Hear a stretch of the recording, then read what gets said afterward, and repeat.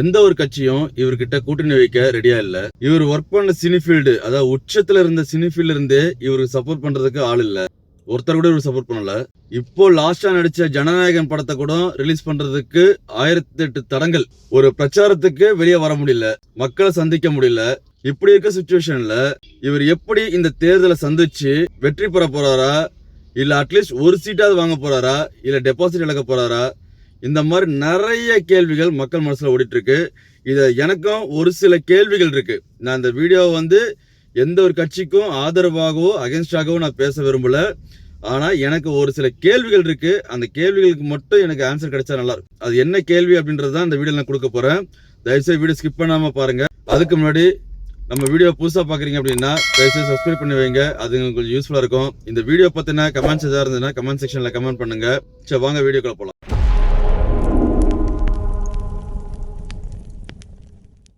தமிழக வெற்றி கழகம் விஜயோடைய புதிய கட்சி ஒன்று உருவாகி இன்னைக்கு ஒரு மக்கள் மனசுல ஒரு இடம் பிடிச்ச ஒரு கட்சின்னு சொல்லலாம். இதுக்கு மெயினா ரீசன் அப்படின்னு பார்த்தோம்னா விஜய் அப்படின்ற ஒரு பிராண்ட். ஓகே, ஏன்னா மக்கள் மனசுல விஜய்க்குன்னு தனி ஒரு இடம் இருக்கு. அவர் நல்ல நடிகர். ஸோ அதனால அவர் கட்சி ஆரம்பிச்ச உடனே ரொம்ப ரீச் ஆயிடுச்சு, மக்கள் மனசுல ரொம்ப ஈஸியா ரீச் ஆயிடுச்சு.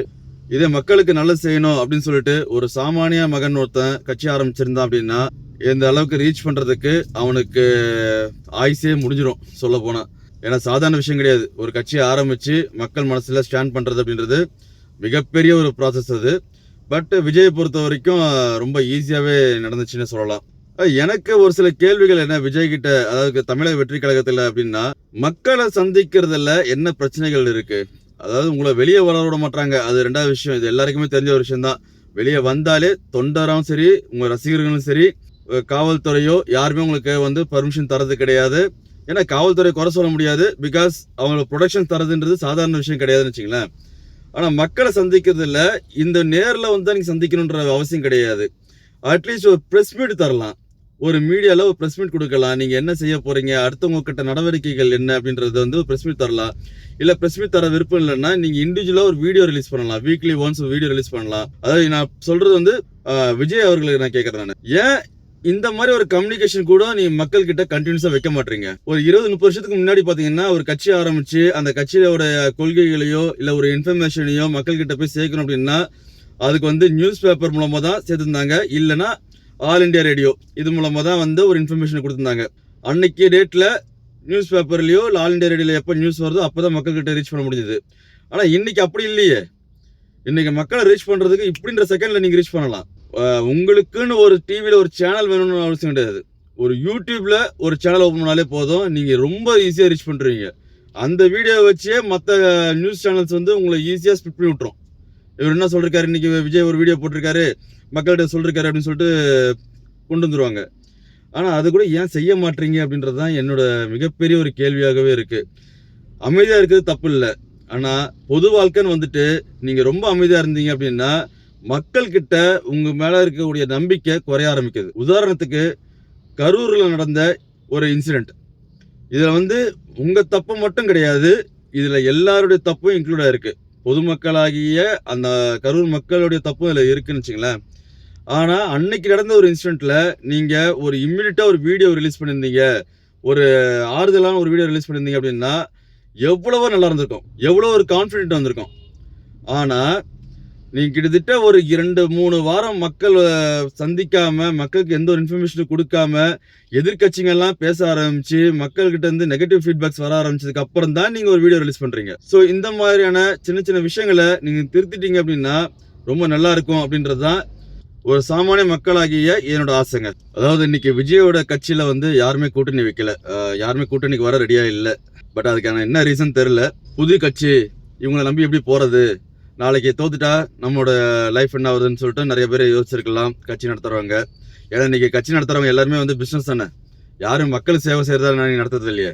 இது ஒரு பிசினஸா தான் நீங்க பாக்குறீங்க. நீங்க இப்போ ரீசெண்டா ஒரு நியூஸ் ரொம்ப சோசியல் மீடியாலயும் நியூஸ்லயும் போயிட்டு இருந்துச்சு. அதாவது ஏடிஎம்கே விஜய் பயங்கரமா அகேன்ஸ்ட் பண்ணிட்டு இருந்தாங்க. அவர் ஊழல்வாதி, அவர் நடிச்ச படத்துக்கு டிக்கெட் ரேட் ரொம்ப கம்மியா வச்சு வித்தாரா, 1000-2000 சீட் எக்ஸ்ட்ரா வச்சு தானே வித்தாங்க, அந்த மாதிரி தானே ஊழல் பண்ணி தானே வந்தாரு அப்படின்னு சொல்லிட்டு நிறைய பேர் கமெண்ட்ஸ் கொடுத்திருந்தாங்க.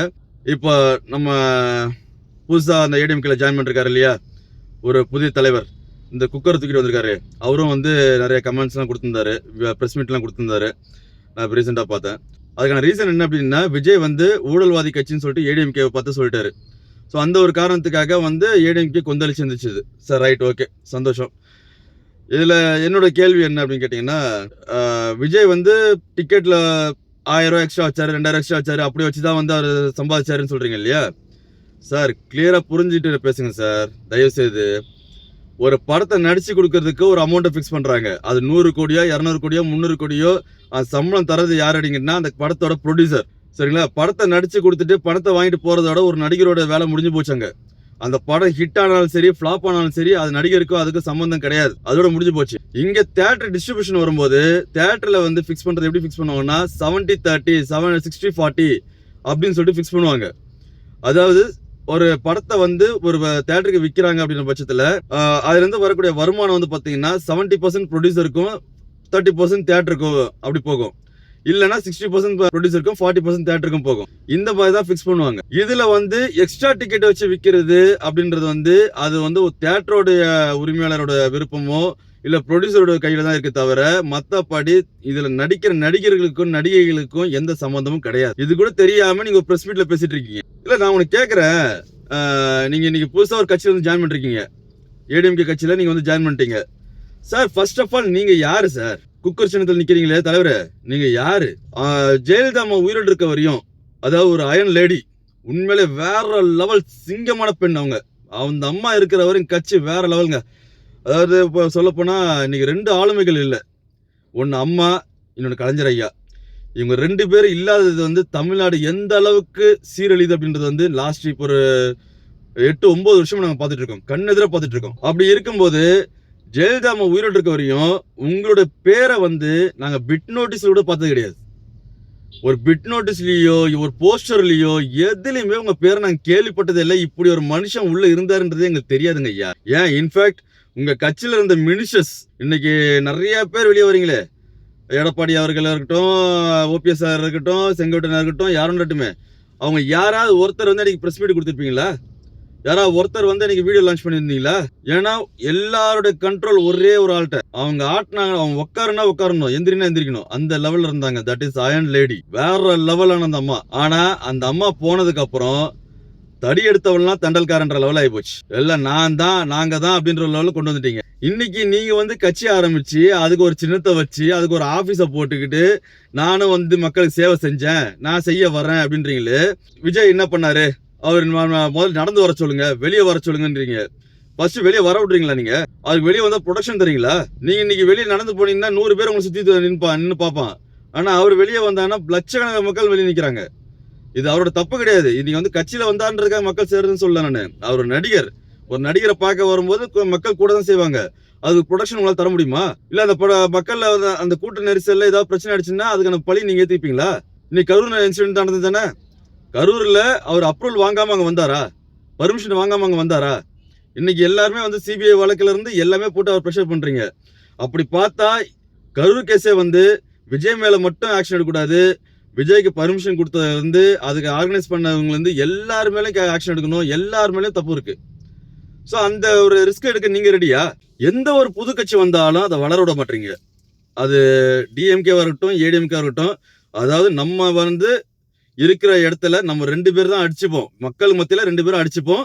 ஆனா உள்ளுக்குள்ள ஒண்ணுக்குள்ள இருப்போம் அப்படின்றது வந்து இன்னைக்கு இல்ல, காலங்காலமா இருக்கக்கூடிய ஒரு விஷயம் தான்.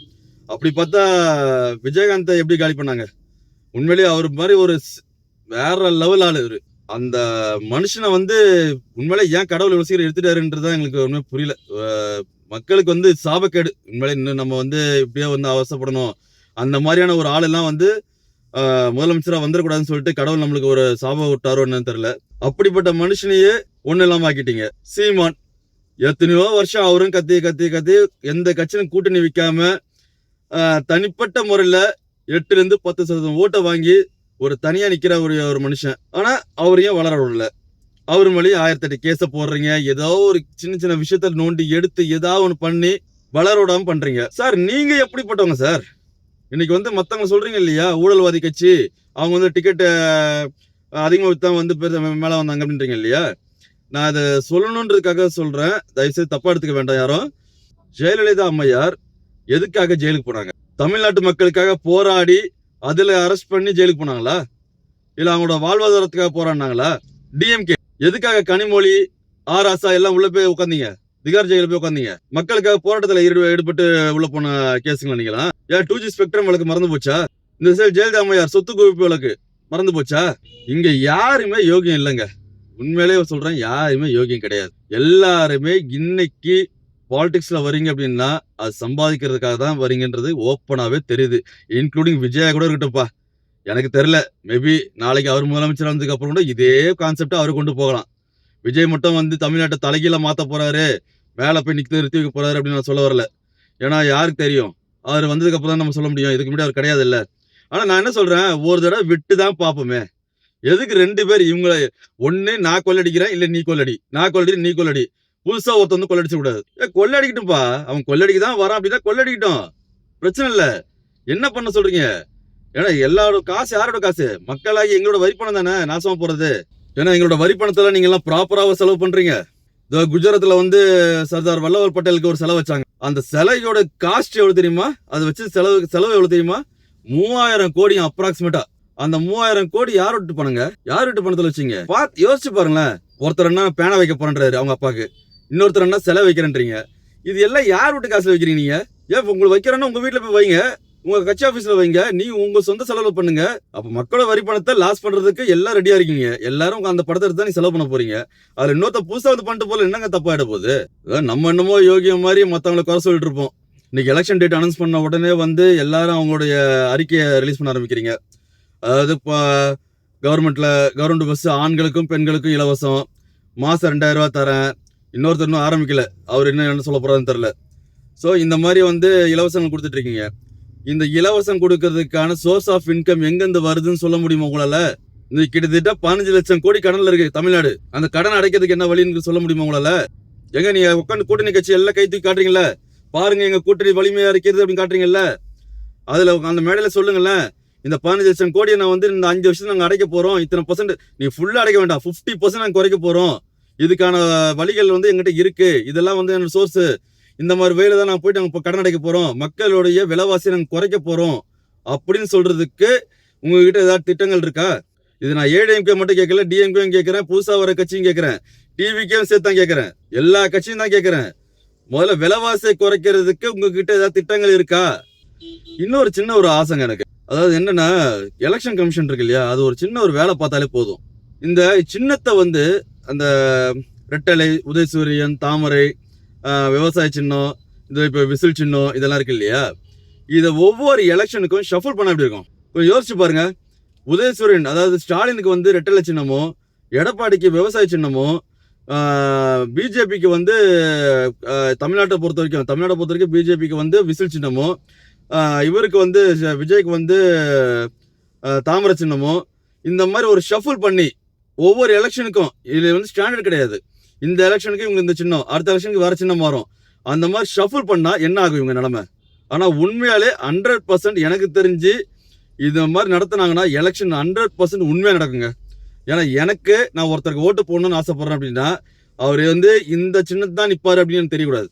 அவர் எதில் நிற்கிறாருன்றதை நான் தேடி போகணும், நான் தேடி போய் அதில் ஓட்டு போடணும். எனக்கு அவர் தான் வேணும், எனக்கு இவர் தான் வேண்டாம் அப்படின்னு நான் முடிவு பண்ணணும்னா அந்த சின்னத்தை நான் தேடி போகணும். அந்த மாதிரியான போடுறது தான் உண்மையான ஒரு எலெக்ஷன். ஆனால் ஸ்டாண்டர்டாக மக்கள் மனசில் ஒரு பிராண்டை கிரியேட் பண்ணிட்டு, ஒரு சின்னத்தை கிரியேட் பண்ணிட்டு, அதையே டெய்லி எப்போ பார்த்தாலும் சொல்லி சொல்லி சொல்லி சொல்லி அவங்க நல்லது செஞ்சாலும் சரி தப்பு செஞ்சாலும் சரி அந்த சின்னத்துக்குள்ளேயே இப்போ அடைச்சி வச்சு, நாளைக்கு வந்து ஒரு எலெக்ஷன் வரும்போது அந்த சின்னத்தை மட்டுமே ஃப்ரண்ட்ல நிற்க வச்சு நீங்கள் இந்த சின்னத்தை தான் ஓட்டு போடணும், நீங்கள் ஞாபகம் வச்சிங்கன்னு சொல்கிறது வந்து இது வந்து கரெக்டான ஒரு விஷயம் கிடையாது. அவங்க செஞ்ச நல்லது ஞாபகம் இருக்கணும், கெட்டது ஞாபகம் இருக்கணும் மக்கள் மனசில். அதுக்கு என்ன வழி அப்படின்னா அந்த சின்னத்தை தூக்கி போடணும். இந்த மாதிரி பண்ணாலே எலெக்ஷன் 100% சூப்பராக நடக்குங்க. இதில் எந்த ஸ்கேமும் பண்ண முடியாது. தமிழக வெற்றி கழகம் விஜய் ரசிகர்கள், தொண்டர்கள் யாராவது நம்ம வீடியோ பார்த்துட்டு இருக்கீங்க அப்படின்னா தயவு செய்து கொஞ்சம் யோசிச்சு பாருங்க. ஒரு வீடியோவை லான்ச் பண்ணி உங்க தலைவர் ஒரு அறிக்கையை கொடுக்கறதோ இல்ல மக்கள் கிட்ட ஒரு கான்டாக்ட் வைக்கிறதுலையோ என்ன பிரச்சனை இருக்க போகுது? தயவு செய்து அந்த மட்டும் விஜய் பண்ணாரு அப்படின்னா உண்மையாலே நல்லா இருக்குங்க. ஏன்னா இன்னைக்கு வந்து மக்கள் மனசுல ஒரு ஆல்டர்னேட் ஒன்று தேடித்தான் இருக்காங்க. ஏன்னா ஆல்டர்னேட் தேடலை அப்படின்னா விஜயகாந்த் எதிர்கட்சி தலைவராக உட்காந்துருக்க மாட்டார். விஜயகாந்த் வந்து அப்போ மக்கள் மனசுல எப்படியாவது இன்னொருத்தர் வரணும், உள்ள வரணும். எப்ப பார்த்தாலும் நம்ம 2 கட்சியே வந்து ஓட்டு போட்டு நம்ம ஏமாந்துட்டு இருக்கோம்.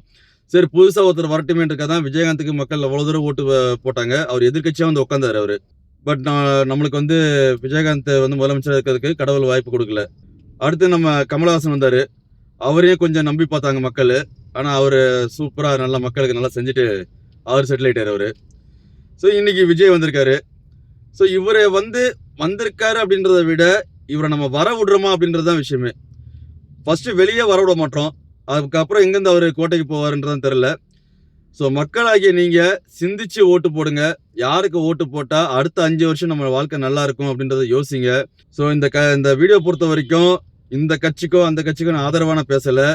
உண்மையாலே சாமானிய மக்களா ஒரு சில கேள்விகளை தான் இந்த வீடியோவில் கேட்டிருக்கேன். ஸோ இந்த வீடியோ பற்றின கமெண்ட்ஸ் எதாவது இருந்ததுன்னா கமெண்ட் செக்ஷனில் கமெண்ட் பண்ணுங்க. புதுசாக நம்ம வீடியோ பார்க்குறீங்க அப்படின்னா சப்ஸ்கிரைப் பண்ணி வைங்க. அது எனக்கு கொஞ்சம் யூஸ்ஃபுல்லாக இருக்கும். ஸோ அடுத்த வீடியோவில் உங்களை சந்திக்கும் வரை உங்களிடம் இந்த வீடியோ பெறுவது உங்கள் அற்புதராஜ். பாய்.